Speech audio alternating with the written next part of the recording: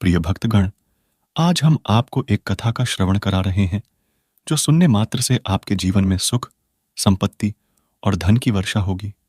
तो चलिए कथा को प्रारंभ करते हैं। भगवान शिव माता पार्वती से कहते हैं, इंसान अपने कर्मों से राजा या रंक बन सकता है। फिर माता पार्वती कहती है कि क्या भाग्य कुछ भी नहीं होता है। फिर भगवान शिव कहते हैं, इंसान के कर्मों पर ही भाग्य निर्भर रहता है। फिर माता पार्वती कहती हैं, हे देवों के देव महादेव, कृपया मुझे विस्तार से बताएं। फिर भगवान शिव कहते हैं, हे देवी, आज मैं एक कहानी सुनाने जा रहा हूं। कृपया इसे ध्यान से सुने। अगर आप यह कहानी सुन रहे हैं तो पूरा सुनिए। इस कथा को आधा अधूरा छोड़कर जाने की गलती मत करिएगा, क्योंकि इस पवित्र कथा को पूरा सुनने से मनचाहा फल की प्राप्ति होगी। इसलिए इस कथा को पूरा सुने। आप शिव भक्त हैं तो भोलेनाथ का अनादर न करें। एक समय की बात है, एक गांव में एक किसान और उसकी पत्नी रहा करते थे। उनकी जीविका काफी कठिनाई से चलती थी। उनके घर के आंगन में एक नन्हा सा बगीचा था। किसान ने वहां कुछ बैंगन के पौधे लगाए थे, पर किसी भी पौधे पर बैंगन नहीं आया था। केवल एक पौधे पर एक बैंगन आया था। उसने अपनी पत्नी से कहा, हमारे बगीचे में तो सिर्फ एक ही बैंगन आया है। इसे बाजार में बेचने का क्या फायदा। इसे घर पर ही रख लेते हैं। वह बैंगन धीरे धीरे बढ़ता गया और कद्दू के आकार का हो गया। एक दिन किसान ने उसे तोड़कर घर लाया और अपनी पत्नी को देते हुए कहा, लो, आज इसकी सब्जी बना लो, मैं खेत से लौट कर खाऊंगा। किसान खेत की ओर चला गया। पत्नी जब बैंगन को काटने के लिए चाकू उठाई तो अचानक कहीं से आवाज आई, धीरे से काटो, धीरे से। यह सुनकर वह चौंक गई और चारों ओर देखने लगी कि यह आवाज कहां से आ रही है। जब किसान की पत्नी को कोई नजर नहीं आया तो उसने फिर से चाकू उठाया, लेकिन उसे फिर वही आवाज सुनाई दी, धीरे से काटो, धीरे से। इस बार उसे एहसास हुआ कि आवाज बैंगन के भीतर से आ रही थी। यह सोचते ही उसका दिल बैठ गया। उसने बैंगन को जमीन पर फेंका और घर छोड़कर खेत की ओर भागी। किसान ने पूछा, क्या हुआ, तुम इतनी परेशान क्यों हो? उसने जवाब दिया, वह बैंगन बोल रहा है। किसान ने हंसते हुए कहा, अरे पगली, कभी बैंगन बोलता है भला? पत्नी ने कहा, चलो और खुद सुन लो। किसान अपनी पत्नी के साथ घर वापस आया और बोला, अब इसे मेरे सामने काटो। जैसे ही पत्नी ने बैंगन काटना शुरू किया, फिर से वही आवाज आई, धीरे से काटो, धीरे से। यह सुनकर किसान चिंतित हो गया और बोला, ठीक है, धीरे धीरे ही सही, तुम काटो। उसकी पत्नी ने धीरे धीरे बैंगन काटना शुरू किया, पर अचानक क्या हुआ, जैसे ही बैंगन के दो टुकड़े हुए, उसमें से एक खूबसूरत लड़की प्रकट हुई। किसान की पत्नी यह देखकर बहुत खुश हुई और बोली, हमारे तो कोई संतान नहीं है, इसीलिए मैं इसे अपनी बेटी मानकर रखूंगी। क्योंकि यह बैंगन से निकली है, इसलिए मैं इसका नाम बैंगनवती रखूंगी। उसने लड़की को गले लगा लिया। लड़की भी नई मां को पाकर बहुत खुश थी। किसान ने कहा, बेटी तो तुमने रख ली है, लेकिन इसे खिलाओगे पिलाएगी क्या? घर में तो दूध भी नहीं है, रोटी का भी इंतजाम नहीं था।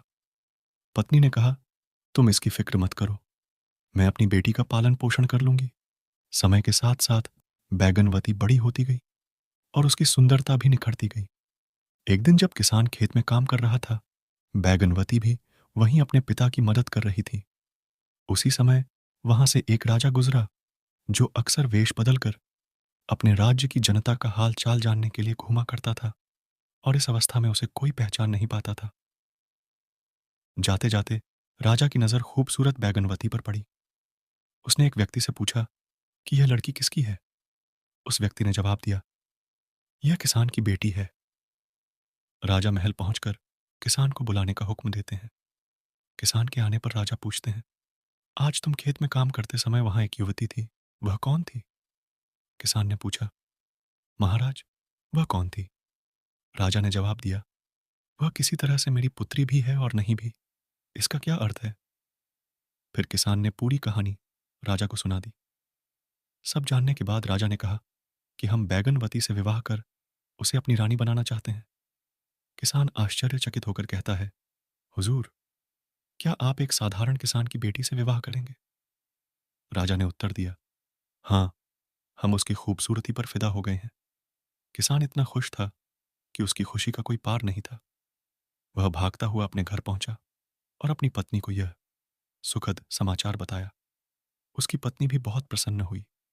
जिस दिन शादी तय हुई, उस दिन किसान की पत्नी ने बैगनवती को खूब सजाया संवारा और राजा की भेजी हुई पालकी में बिठाकर राजमहल के लिए विदा किया। बेटी की विदाई से माता पिता का दिल भर आया। वहीं जब पालकी महल पहुंची तो नववधु का गर्मजोशी से स्वागत किया गया। राजा ने नववधु के मायके में अनेक कीमती तोहफे और धनराशि भी भेजी। महल में बैगनवती का विवाह राजा के साथ बहुत ही धूमधाम से संपन्न हुआ। राजा ने उसका नाम बैगन सुंदरी रखा। जब अन्य रानियों ने नई रानी को देखा तो वे बोली कि वास्तव में नई रानी बहुत ही खूबसूरत है। राजा की पहले से 2 रानी आई थीं। राजा अपनी तीनों रानियों में सबसे अधिक बैंगन सुंदरी से प्रेम करता था और हमेशा उसके साथ ही रहता था। जो कुछ भी वह मांगती, राजा तुरंत उसे ला देता। देश विदेश से जो भी उत्तम वस्तुएं आती, राजा सबसे पहले उन्हें बैगन सुंदरी के महल में भिजवा देता। वह जो चाहती राजा वहीं करता। महारानी, जो कि पहली रानी थी, यह सब देखकर बहुत ईर्ष्या करती और असंतुष्ट रहती थी। महल के सभी लोग नई रानी के रूप और गुणों की प्रशंसा करते थे। इससे रानी साहिबा और भी अधिक ईर्ष्या करने लगी। वे सोचती कि इस किसान की बेटी ने कैसे राजा को अपने वश में कर लिया है। एक दिन की बात है, रानी साहिबा ने बैंगन सुंदरी से पूछा, छोटी रानी, तुम्हारी जान कहाँ है? बैंगन सुंदरी ने उत्तर दिया, अरे दीदी, जान और कहाँ होगी, मेरे दिल में ही तो है। बड़ी रानी ने कहा, नहीं हो सकता, तुम तो मनुष्य के पेट से जन्मी ही नहीं हो, इसलिए तुम्हारी जान शरीर के अंदर नहीं हो सकती, जरूर कहीं और रखी होगी। बैंगन सुंदरी ने पूछा, दीदी, आपको यह जानने की क्या आवश्यकता है? रानी साहिबा ने कहा, आवश्यकता तो कुछ नहीं, बस ऐसे ही जानना चाहती थी ताकि बाद में तुम्हें कोई हानि ना हो।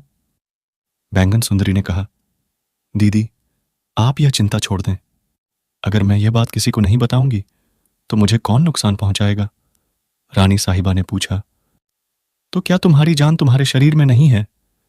बैंगन सुंदरी ने धीरे से कहा, नहीं दीदी, मेरी जान तो इसी शरीर में है, छिपाने से कुछ नहीं होता। अब तो राज खुल ही चुका है, अब तुम भी खोल दो राज कि तुम्हारी जान किस में बसती है। बहन, यह बात तो बताना मना है। अरे, अपनी बड़ी बहन को बताने में हर्ज क्या है? नहीं बहन, इस बात को तो अपने घर वालों को भी बताने की इजाजत नहीं है। छोटी रानी ने भले ही बात न बताई हो, लेकिन बड़ी रानी ने भी पीछा नहीं छोड़ा। खाना पीना, सोना, जागना, बैठना, हर वक्त वह बैंगन सुंदरी से वही सवाल करती रही। ऐसे ही 1 साल गुजर गया। दिन रात एक ही सवाल सुन सुनकर छोटी रानी तो परेशान हो गई थी। आखिरकार तंग आकर एक दिन उसने कह दिया, ठीक है, किसी दिन बता दूंगी बहन। महारानी ने हंसकर कहा, बैंगन सुंदरी, याद रखना। रानी बनकर झूठ न बोलने का वचन देने पर बैंगन सुंदरी हैरान रह गई। वह सोच में पड़ गई कि आखिर मैंने बिना विचारे क्या कह दिया। अब मुझे बड़ी रानी को यह बताना ही होगा कि मेरी जान कहाँ बसती है, वरना मैं झूठी कहलाओगे। अब छोटी रानी को क्या करना चाहिए? उसने राजा को महल में बुलाया और कहा, महाराज, अगर मैं मर जाऊं तो मेरे शरीर को जला मत दीजिएगा। राजा ने उसके मुंह पर हाथ रखते हुए कहा, चुप रहो रानी, ऐसी बातें मत करो। नहीं महाराज, रानी ने कहा, मेरी पूरी बात सुनिए। अगर मैं मर जाऊं तो शहर के बाहर एक घर बनवाइए और मुझे मेरे पलंग सहित उसी घर में रखवा दीजिए। बैंगनी सुंदरी ने कहा, क्या मुझे सच में बताना होगा दीदी? बड़ी रानी ने उत्तर दिया, तुमने वचन दिया है, क्या तुम उसे नहीं निभाओगी? बैंगनी सुंदरी ने कहा, अगर मैं बता दूंगी तो क्या तुम मेरी जान नहीं ले लोगी? बड़ी रानी ने उसे चुप कराते हुए कहा, राम राम, तुम क्या कह रही हो? छोटी रानी ने कहा, ठीक है, कुछ दिन और रुक जाओ, मेरे बच्चे का जन्म होने दो, फिर मैं बता दूंगी। यह सुनकर कि छोटी रानी को बच्चा होने वाला है, बड़ी रानी और भी ईर्ष्या से भर गई। उसने कहा, अगर तुम अभी नहीं बताओगी तो मैं सबको बता दूंगी कि छोटी रानी रानी होकर भी आम लोगों की तरह झूठ बोलती है। इस पर बैंगनी सुंदरी ने कहा, ठीक है, सुनो, मेरे पिता के खेत के पास एक कुआं है। उस कुएं में एक लकड़ी का बक्सा है। उस बक्से में एक सोने की डिबिया है और उस डिबिया में एक माला है जो मेरी जान है। बड़ी रानी मुस्कुराई और बोली, छोटी रानी, तुम्हारी किस्मत तो वाकई शानदार है, कोई खतरा नहीं है। देखो, वह कुएं के भीतर एक बक्से में, उस बक्से के अंदर एक छोटी सी डिबिया में, और उस डिबिया में एक माला में तुम्हारी जान बसी है। तुम्हारी जान को कौन छू सकता है? वहीं हमारी जान तो इतनी नाजुक है कि गला घोंटते ही निकल जाए। खैर, तुम सलामत रहो। यह कहकर बड़ी रानी वहां से चली गई। फिर बड़ी रानी जल्दी से अपने महल पहुंची और एक दासी को भेजकर एक गोताखोर को बुलवाया। रानी ने गोताखोर से कहा, अगर तुम मेरा एक काम कर दो तो मैं तुम्हें 500 अशर्फियां इनाम में दूंगी। क्या काम है महारानी जी? गोताखोर ने पूछा। तब रानी ने उसे बैंगन सुंदरी के पिता के खेत का पता दिया और कहा कि वहां एक कुआं है, उस कुएं के अंदर एक संदूक है। उस डिबिया को तुम इतनी खामोशी से ले आओ कि किसी को भी पता ना चले। गोताखोर तुरंत गया और डिबिया ले आया। जब डिबिया मिली तो रानी बहुत खुश हुई और उसने गोताखोर को 500 अशर्फियां इनाम में दी। वहीं जैसे ही डिबिया कुएं से निकली, बैगन सुंदरी की तबीयत बिगड़ने लगी। बड़ी रानी ने डिबिया से माला निकाली और उसे अच्छे से देखा। जैसे ही उसने माला को गले में पहना, बैगन सुंदरी तड़पने लगी और उसका शरीर ठंडा पड़ गया। महल में हड़कंप मच गया। राजा भी रोने लगे और तब उन्हें बैगन सुंदरी की वह बातें याद आई। उन्होंने फौरन मंत्री को बुलाया और कहा कि बैगन सुंदरी के लिए शहर से बाहर एक घर बनवाया जाए। मंत्री ने पूछा कि अब घर का क्या करेंगे हुजूर? अब तो रानी के मृत शरीर को जला देना चाहिए। यही बैगन सुंदरी की इच्छा थी। शहर के बाहर एक घर बनवाइए और बैगन सुंदरी को बिस्तर समेत वहां पहुंचा दीजिए। राजा ने वे सभी बातें भी कहीं जो बैगन सुंदरी ने उनसे कहने को कहा था।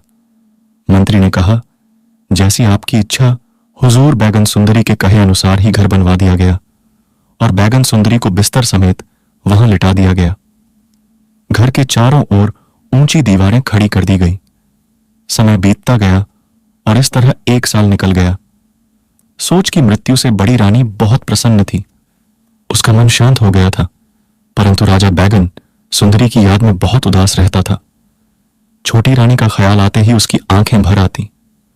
वह सोचता कि बैगन सुंदरी ने उससे क्यों कहा था कि उसके शरीर को न जलाएं। क्या वह फिर से जीवित हो सकती है? बैगन सुंदरी के घर को देखकर राजा सोचता कि वह उसके भीतर आराम से सो रही होगी, पलंग पर अकेली पड़ी हुई। शायद वह उठकर मुझे तलाशती होगी और बाहर निकलने का मार्ग न मिलने पर महाराज महाराज पुकारती होगी। परंतु फिर राजा को ख्याल आता कि मृत व्यक्ति कभी जीवित नहीं होते। अपने मन को समझाने के लिए वह रोजाना बैगन सुंदरी के घर की 4 दीवारी का चक्कर लगाता था। एक दिन अचानक उसने सुना कि घर के भीतर से एक बच्चे की रोने की आवाज आ रही थी। यह सुनकर राजा हैरान हो गया और सोचने लगा कि यहां बच्चा कहां से आया। राजा दीवार कूदकर अंदर गया और देखा कि बैगन सुंदरी पलंग पर मृत पड़ी हुई है, लेकिन उसके पास एक सुंदर लड़का था। राजा ने उस लड़के को गले लगा लिया। जब बच्चे को नींद आ गई तो राजा ने उसे वापस लिटा दिया और खुद दीवार कूदकर बाहर चला गया। महल पहुंचकर राजा सोचने लगा कि शायद यह बच्चा बैगन सुंदरी का ही है। अगले दिन राजा फिर वहां आया और लौटते समय बच्चे को एक खिलौना दे गया। अब राजा रोजाना बैगन सुंदरी के घर आने लगा। वह बच्चे के लिए तरह तरह के खिलौने और मिठाइयां लेकर आता था, पर घर में कोई नई बात नहीं दिखाई देती थी। वह हर रोज देखता कि बैगन सुंदरी वैसे ही पड़ी थी, उसमें कोई परिवर्तन नहीं आया था। समय बीतता गया और धीरे धीरे बच्चा बड़ा होने लगा। जब वह 2-3 साल का हो गया, फिर वह टूटे फूटे शब्दों में कुछ कहने लगा। एक दिन राजा ने बैगन सुंदरी की ओर इशारा करते हुए पूछा, यह कौन है? बच्चे ने उत्तर दिया, मां। राजा ने पूछा, तुम्हें खाना कौन खिलाता है? बच्चे ने कहा, मां, रात के समय। यह सुनकर राजा को बहुत आश्चर्य हुआ। उसने बच्चे से कहा, तुम अपनी मां से कहना कि राजा जी पूछ रहे हैं कि वह दिन में क्यों सोती हैं और रात को क्यों जागती हैं। ठीक है, पूछूंगा, बच्चे ने कहा और राजा महल वापस चला गया। रात को बैगन सुंदरी उठी, जैसा कि वह रोज करती थी। जब वह बच्चे को खाना खिलाने लगी तो बच्चे ने कहा, अम्मा, मेरा पेट पहले से ही भरा हुआ है, तुम्हारा पेट कैसे भर गया? बेटा, राजा जी ने आज मुझे बहुत सारी मिठाई खिलाई है और उन्होंने यह भी पूछा कि तुम्हारी माँ रात को क्यों जागती है और दिन में क्यों सोती है। बैगन सुंदरी समझ गई कि राजा ने सब कुछ देख लिया है। उसने सोचा कि अब छिपाने से क्या फायदा। उसने बच्चे से कहा, देखो, जो राजा जी यहां आते हैं वह तुम्हारे पिता हैं। आज तुम महाराज के पैर छूना और कहना कि मां की जान जिस माला में है वह बड़ी रानी के पास है। बड़ी रानी सारा दिन उस हार को धारण करती है, इसलिए मां पूरे दिन बेहोश रहती है। जब रात को बड़ी रानी हार को उतारती है तब मां जाग जाती है। फिर वह उठकर स्नान करती है, मुझे खाना खिलाती है। जब अगले दिन राजा आए तो बच्चे ने उन्हें सब कुछ बता दिया। राजा को सब समझ में आ गया और वह बड़ी रानी पर बहुत नाराज हुए। उन्होंने उन्हें सबक सिखाने की सोची। महल में जाकर राजा ने बड़ी रानी से कहा कि उनके एक मित्र का बेटा बहुत प्यारा है और वह उसे बहुत चाहते हैं। वह उसे महल में लाना चाहते हैं। बड़ी महारानी ने कहा कि मुझे भी बच्चे बहुत प्रिय हैं, तुम उसे अवश्य ही ले आओ। लेकिन एक बात है, वह बालक बहुत जिद्दी है। जब तक उसे उसकी मांगी हुई चीज नहीं मिल जाती तब तक वह रो रोकर परेशानी खड़ी कर देता है। महारानी ने कहा, तो क्या हमारे महल में किसी भी चीज की कमी है? जो भी वह मांगेगा उसे दिया जाएगा। तो ठीक है, मैं उसे लेकर आता हूं। यह कहकर राजा बैगन सुंदरी के घर गया और लड़के को समझाया कि जब महारानी तुम्हें गोद में ले उसी समय उनकी गले की माला पकड़ लेना और जोर जोर से रोना शुरू कर देना। जब तक महारानी तुम्हें वह माला ना दे तुम रोते रहना। इस प्रकार समझा बुझाकर राजा उस लड़के को बड़ी महारानी के पास महल में ले आया। रानी ने उसे स्नेह से अपनी गोदी में उठा लिया और कहा कि यह बच्चा बहुत ही चार्मिंग है। उसी समय बच्चा माला पाने की जिद में जोर जोर से रोने लगा। रानी ने उसे मनाने और चुप कराने की अनेक प्रयास किए। तरह तरह की मिठाइयां और खिलौने उसके सामने रखे गए, पर वह किसी भी हाल में राजी नहीं हुआ। इस पर राजा ने निराश होकर कहा, किसी और के बच्चे को क्यों तंग कर रही हो? वह आखिर मांग क्या रहा है? रानी ने उत्तर दिया, वह मेरी गले की माला चाहता है। तो फिर तुम उसे दे क्यों नहीं देती? राजा ने पूछा। नहीं, यह माला मैं किसी को नहीं दे सकती। रानी ने कहा, बच्चे को माला दे दो, मैं तुम्हें ऐसी ही दूसरी माला ला दूंगा। राजा ने सुझाव दिया, नहीं, मैं यह माला किसी भी हालत में नहीं दूंगी। रानी अड़ी रही, अगर तुम नहीं दोगी तो यह बच्चा रो रोकर मर जाएगा। क्या तुम पराए बच्चे को घर लाकर ऐसे ही मार दोगी? राजा ने कहा। बच्चे के रोने को देखकर रानी का दिल पसीज गया। उसने सोचा, छोटी रानी तो अब नहीं रही क्या? इस माला को थोड़ी देर के लिए बच्चे को देने में कोई आपत्ति है? उसने उत्तर दिया कि वह अभी माला दे सकती है, लेकिन जब बच्चा खेलकर खुश हो जाए तो उसे माला वापस कर देनी होगी। राजा ने सहमति जताई और कहा कि वह ऐसा ही करेगा। रानी ने माला निकालकर राजा को दे दी और राजा बच्चे को लेकर महल से बाहर निकल गया। फिर उसने चुपके से अपने मंत्री को बुलाया और बैंगन सुंदरी के घर की दीवार गिराने का आदेश दिया। मंत्री ने राजा के आदेश का पालन किया। राजा ने अंदर जाकर बैंगन सुंदरी के गले में माला पहना दी और माला पहनते ही बैंगन सुंदरी जीवित हो उठी। राजा ने बैंगन सुंदरी से कहा कि वह कुछ दिन यहीं रहे और बाद में वह उसे महल ले जाएगा। उस रात जब महाराज महल में वापस आए तो प्रधान रानी ने पूछा, इतनी देर से कहां थे आप? मैं अपने सेनानायक और मंत्रियों के साथ विचार विमर्श कर रहा था। किस बारे में विचार विमर्श कर रहे थे आप? एक परदेसी राजा हम पर आक्रमण करने वाला है, इसलिए आपकी सुरक्षा के लिए योजना बना रहा था कि आपको कहां छिपाया जाए ताकि आप सुरक्षित रहें। हाय राम, मुझे तो युद्ध के नाम से ही डर लगता है। तो आपने क्या निर्णय लिया? महाराज ने कहा, जमीन के नीचे एक गुप्त स्थान बनाकर आपको वहां रखेंगे। तो फिर जल्दी से गुप्त स्थान बनाने का हुक्म दीजिए।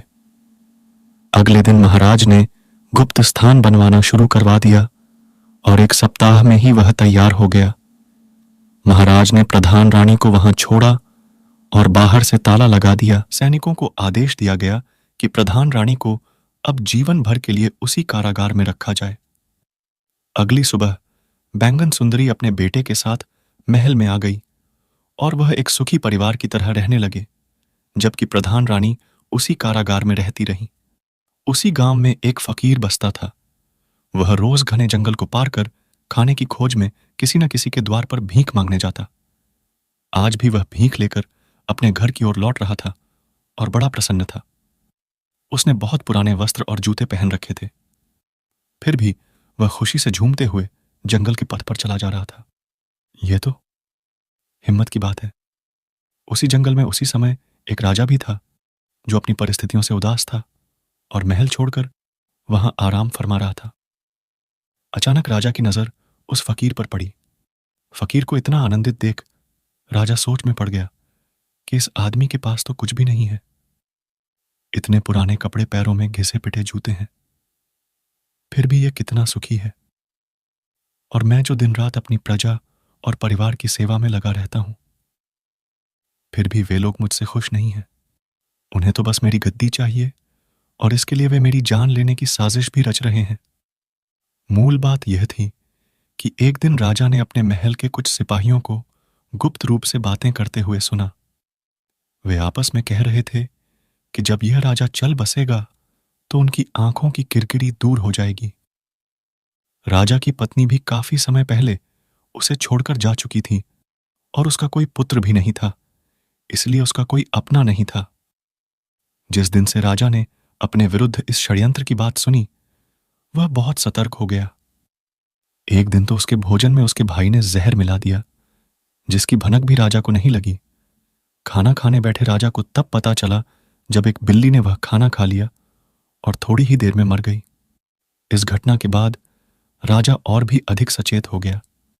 इन सब परेशानियों से तंग आकर एक दिन राजा ने महल छोड़ दिया और बिना किसी को बताए जंगल में चला गया। वह जंगल उसके राज्य से काफी दूर था, इसलिए वहां उसे कोई पहचान नहीं सकता था। एक भिखारी को देखकर राजा ने सोचा कि हम दोनों भी इंसान हैं, बस अंतर इतना है कि वह खुश है और मैं दुखी। राजा जल्दबाजी में महल से भागा था, इसलिए वह अभी भी अपने राजसी वस्त्रों में था। जब भिखारी ने राजा को देखा तो वह थोड़ा सा हट गया और सोचने लगा कि मेरे पास तो फटे पुराने कपड़े और जूते हैं। अगर भीख नहीं मिली तो मैं भूखा रह जाऊंगा। पर इसकी तो शान ही अलग है। यह कितना सौभाग्यशाली है कि इसने हीरे और जवाहरात, सुंदर कपड़े और जूते पहन रखे हैं, फिर भी यह व्यक्ति खुश नहीं दिख रहा। भिखारी ने सोचा कि मैं इससे इसके खुश न होने का कारण पूछूंगा। भिखारी राजा के पास गया और उसने राम राम कहा। राजा ने भी भिखारी को राम राम कहकर जवाब दिया। भिखारी बोला, आप बहुत अमीर नजर आते हैं, शायद आप किसी राज्य के राजा हैं।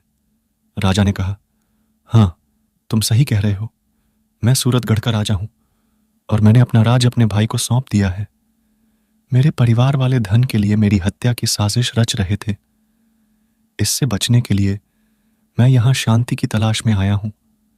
कई दिनों से मैं इसी हालत में हूं। रास्ते में जो भी फल फूल मिलते हैं उन्हें खाकर गुजारा कर लेता हूं। आज मुझे बहुत जोर की भूख लगी है, इसलिए मैं इधर उधर खाने की खोज में घूम रहा हूं। अगर तुम्हारे पास कुछ खाने को है तो कृपया मुझे थोड़ा खाना दे दो। भिखारी ने मुस्कुराते हुए राजा की ओर देखा और कहा, अगर तुम मुझे यहां सोने की अंगूठी दोगे तो मैं तुम्हें खाना खिला सकता हूं। राजा यह सुनकर प्रसन्न हो गया। उसने अपनी अंगूठी भिखारी को दे दी और बदले में उससे रोटी लेकर खाई। फिर भिखारी ने राजा से कहा कि हम दोनों अकेले हैं, चलो हम साथ में चलते हैं। दोनों साथ में चलते हुए एक घने जंगल में पहुंचे और वहां आराम करने लगे। भिखारी ने कहा, आप कितने भाग्यशाली हैं। आपके पास इतनी धन दौलत है, लेकिन मेरे पास कुछ भी नहीं है और मैं फटे पुराने कपड़े और जूते पहनकर घूम रहा हूं। आपकी अंगूठी से मेरी कई समस्याएं हल हो जाएंगी। तब राजा ने कहा, मैं भी तुम्हारे जैसा ही कुछ सोच रहा था। तुम्हारे फटे हुए जूतों की चिंता किए बिना खुशी खुशी अपनी राह पर चलते देखकर मुझे लगा कि तुमसे ज्यादा भाग्यशाली कोई नहीं हो सकता। मेरे पास सब कुछ होने के बावजूद मैं संतुष्ट नहीं हूं। हम दोनों की स्थिति एक समान है। इस तरह बातों बातों में उस भिखारी ने राजा से उसके राज्य की सभी जानकारी हासिल कर ली और यह निश्चय किया कि जब राजा रात में सो जाएगा तो वह उसके वस्त्र और आभूषण चुराकर वहां से भाग जाएगा। रात आ चुकी थी। जब तक राजा सो नहीं गया तब तक भिखारी उसके साथ मधुर बातें करता रहा। रात में उसने राजा के भोजन में नशीली दवा मिला दी और उसे खिला दिया। इसके बाद राजा गहरी नींद में सो गया। फिर भिखारी ने राजा के वस्त्र और सभी आभूषण पहने और वहां से भाग गया। राजा सोता ही रह गया। लेकिन अब जो भिखारी राजा के वस्त्र पहनकर जा रहा था, उसे रास्ते में कुछ डाकुओं ने देख लिया और उन्होंने सोचा कि यह कोई राजा है और उसे पकड़ लिया। उन्होंने उससे पूछा कि वह किस राज्य का राजा है और धमकी दी कि अगर नहीं बताओगे तुम्हें मारकर फेंक देंगे। भिखारी ने डाकुओं से कहा कि वह राजा नहीं है। मैंने अपनी लालच के कारण एक राजा के सारे कपड़े और गहने चुरा लिए थे। वह राजा अपने जीवन से दुखी होकर जंगल में भोजन की तलाश में भटक रहा था। लेकिन डाकुओं ने उसकी इस बात पर विश्वास नहीं किया और बोले कि तुम नाटक कर रहे हो। उन्होंने भिखारी को फिर से मारा और पूछा कि सच सच बताओ कि तुम किस राज्य के राजा हो। इस दफा भिखारी ने चोरों के हमले से बचने की खातिर यह मान लिया कि वह एक राजा है। हाँ, मैं राजा राय प्रताप हूं, जो सूरतगढ़ के राजा हैं, और मेरा भाई राय बहादुर इस राज्य का मंत्री है। पर चोर उसकी बातों पर विश्वास नहीं कर रहे थे। उधर जब राजा की नींद टूटी तो उसने भिखारी को पुकारा। उसने अपना सामान चेक किया तो उसे सिर्फ एक पोटली मिली जिसमें भिखारी की कुछ चीजें थीं। इस बीच वे चोर सूरतगढ़ के महल में पहुंच गए और राजा के भाई राय बहादुर से कहा कि उनके पास उनका भाई है। अगर वे उसे सुरक्षित चाहते हैं तो उन्हें 3000 सोने के सिक्के देने होंगे। यह सुनकर राय बहादुर ने कहा कि उसके भाई के मुंह पर कपड़ा बांधकर उसे महल में लाना होगा, तब जाकर वे सोने के सिक्के देंगे। चोर भिखारी के मुंह पर कपड़ा बांधकर उसे महल ले आए। उसे राय बहादुर के हवाले कर दिया गया।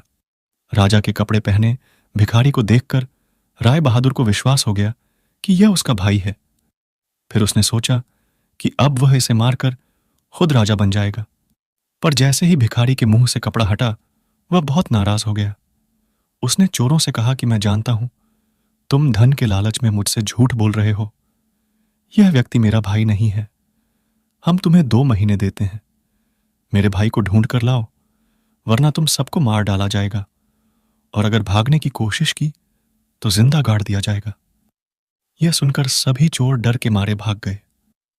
रास्ते में उन्होंने भिखारी से कहा कि तुम सही थे, अब हमें बताओ असली राजा कहां है? तुम्हें भी फिरौती के पैसे में से हिस्सा मिलेगा। भिखारी ने बताया कि उसने राजा को इसी जंगल में छोड़ा था, लेकिन चोर राजा को ढूंढ नहीं पाए। उधर नींद से जागने पर राजा को सब समझ आ गया और उसे दुख हुआ। उसने सोचा कि उसे खाने का इंतजाम करना होगा, नहीं तो वह भूख से मर जाएगा। उसके पास एक पोटली मिली जो शायद भिखारी की छूट गई थी। पोटली में एक साधु का चोला था। राजा ने चोला पहनकर साधु का वेश धारण किया और भूखा प्यासा चलता रहा। जो कुछ भी मिलता वह खा लेता। साधु के वेश में राजा जंगल से निकलकर एक छोटे गांव में पहुंचा और नदी के किनारे सो गया। उसने 2 दिन तक लगातार नींद ली। आसपास के लोग समझ बैठे कि वह कोई महात्मा है जो समाधि में लीन है। लोगों ने सोते हुए उसके सामने चावल रख दिए, कुछ ने धूप जला दी। तीसरे दिन जब उसकी आंख खुली तो उसने अपने चारों ओर फलों की भेंट देखी और बहुत प्रसन्न हुआ। उसने सोचा कि सन्यासियों का जीवन कितना सरल होता है, बिना परिश्रम के भोजन मिल जाता है। उसे अब वहां से कहीं और जाने की जरूरत नहीं थी। उसने वहीं एक झोपड़ी बना ली और उसमें रहने लगा। गांव वाले उसकी पूजा करते और उसे खाने के लिए फल और अन्य सामग्री चढ़ाते। एक दिन गांव के लोग उसके पास आए और बोले, बाबा, हमारे गांव में कई सालों से बारिश नहीं हुई है, कृपया कोई उपाय कीजिए। यह सुनकर राजा चिंतित हो गया, क्योंकि वह अपनी असलियत नहीं बता सकता था। उसने लोगों से कहा कि इसके लिए उपवास करना होगा और अगले 2 महीने तक किसी को भी उसकी कुटिया के अंदर नहीं आना चाहिए। गांव वाले उसकी बात मान गए और दूर से ही उसकी कुटिया के बाहर चढ़ावा चढ़ाकर चले जाते। राजा ने सोचा कि उसका जीवन भी कठिनाइयों से भरा है और उसे दूसरों के जीवन से ईर्ष्या नहीं करनी चाहिए। साधु के रूप में वह बिना मेहनत के खात हो रहा है, लेकिन उसका जीवन किसी कैदी की तरह हो गया है, जिसे एक ही स्थान पर बैठे रहना पड़ता है। मैं पहले रोज शानदार खाना खाया करता था, अब तो सिर्फ फलों से गुजारा हो रहा है। राजा को साधु का रूप धरकर भगवान की आराधना का नाटक करना पड़ रहा था। उसने सोचा कि 2 महीने का समय बीतते ही वह वहां से निकल जाएगा। समय धीरे धीरे गुजर रहा था। एक दिन राजा ने परेशान होकर भगवान से प्रार्थना की, हे प्रभु, मुझे बचा लो, कोई करिश्मा कर दो। फिर राजा ने अपनी सभी गलतियों के लिए भगवान से क्षमा याचना की और हाथ जोड़कर कहा कि उसे समझ आ गया है कि मुसीबतों से भागना नहीं चाहिए, बल्कि उनका सामना करना चाहिए। हे ईश्वर, मेरी इज्जत रखो और इस गांव में वर्षा कर। गांव वाले रोज कुटिया के बाहर आकर भजन कीर्तन करते और प्रसाद चढ़ाकर वापस चले जाते। 2 महीने पूरे होने को थे कि एक दिन गांव वाले भागते हुए राजा के पास आए और बोले, बाबा, आप महान हैं, आपकी वजह से गांव में बारिश हुई है। राजा ने कहा, अब मुझे जाने दो, मैं यहां से जाना चाहता हूं। लेकिन गांव वालों ने उसे रोक लिया और कहा कि वे उसकी सेवा के लिए एक व्यक्ति भेजेंगे। राजा ने सोचा कि ठीक है, जो होगा देखा जाएगा, और वहीं रहने लगा। कुछ समय बाद वह भिखारी और चोर जो राजा को ढूंढ रहे थे उसी गांव में पहुंच गए। उन्होंने गांव वालों से उस चमत्कारी बाबा के बारे में सुना जो समस्याओं का समाधान बता रहा था। जब उन्होंने उस संत से मुलाकात की तो राजा और भिखारी ने एक दूसरे को पहचान लिया, पर चोरों के सामने वे अजनबी बने रहे।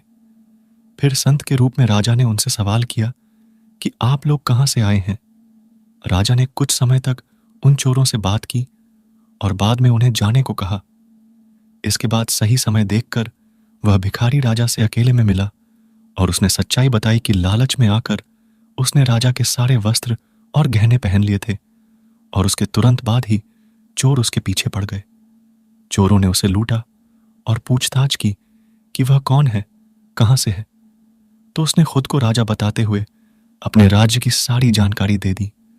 फिर चोर उसे महल ले गए जहां उसे राजा के भाई को 3000 सोने के सिक्कों में बेचने वाले थे। राजा के भाई ने बताया कि वह राजा को मारना चाहता है और खुद राजा बनना चाहता है। लेकिन जब उसने भिखारी का चेहरा देखा तो उसने उसे पहचान लिया और चोरों को 2 महीने के भीतर असली राजा को ढूंढने का आदेश दिया। तब से वे राजा की तलाश में थे। भिखारी ने राजा से कहा कि तुम संत बनकर जो भी चोरों से कहोगे वे मान जाएंगे। इसके बाद संत के वेश में राजा चोरों के सामने आया और भिखारी से सुनी गई सारी समस्याएं उन्हें बताने लगा। यह सुनकर सभी चोर चकित रह गए। उन्होंने राजा से कहा, संत जी, हमें इस मुसीबत से निकालो, हम आपके आज्ञाकारी भक्त बन जाएंगे।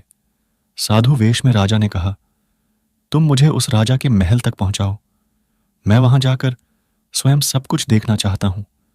महल में बता देना कि तुम्हारे साथ एक महान साधु आया है जो हर किसी का अतीत और भविष्य जानता है। चोर और भिखारी उस साधु रूपी राजा को लेकर सूरतगढ़ के महल में पहुंचे।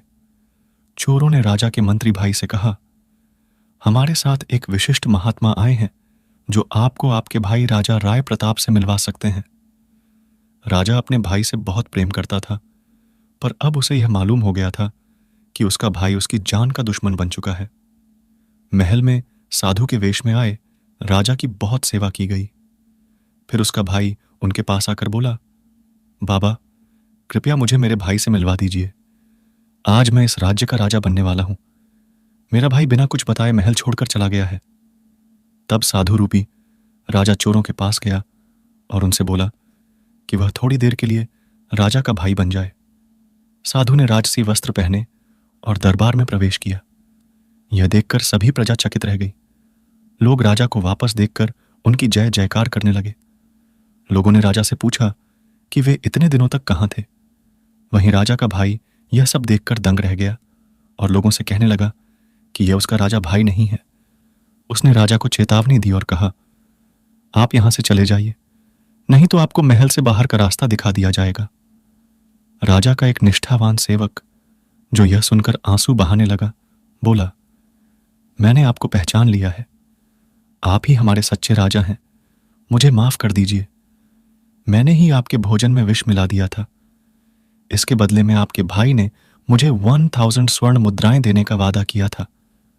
कृपया मुझे क्षमा कर दें, मैं ही आपका असली अपराधी हूं और जो भी दंड आप मुझे देंगे मैं स्वीकार करूंगा। अब राजा के जीवन की सच्चाई सभी प्रजा के सामने आ चुकी थी।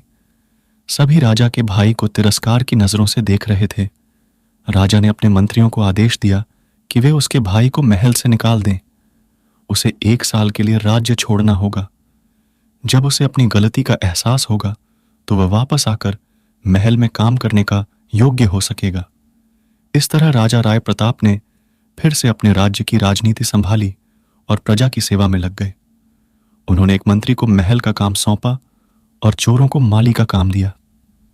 1 साल बाद राजा का भाई वापस आया, अपनी गलतियों का एहसास करते हुए, और अपने भाई से माफी मांगी और पूरी निष्ठा से काम करने का वादा किया। राजा ने उसे फिर से महल में उसका स्थान दे दिया। इसके बाद राजा ने पूरी ईमानदारी और सच्चाई के साथ अपना राज्य चलाया। इतना कहकर भगवान शिव इस कहानी को समाप्त करते हैं। इस वीडियो को बोलते समय कोई त्रुटि हो तो मैं क्षमा चाहती हूं। उम्मीद है आप सभी को यह वीडियो अच्छी लगी होगी। अगर आप शिव के सच्चे भक्त हैं तो चैनल को सब्सक्राइब और वीडियो को लाइक करके कमेंट में हर हर महादेव लिख दीजिए।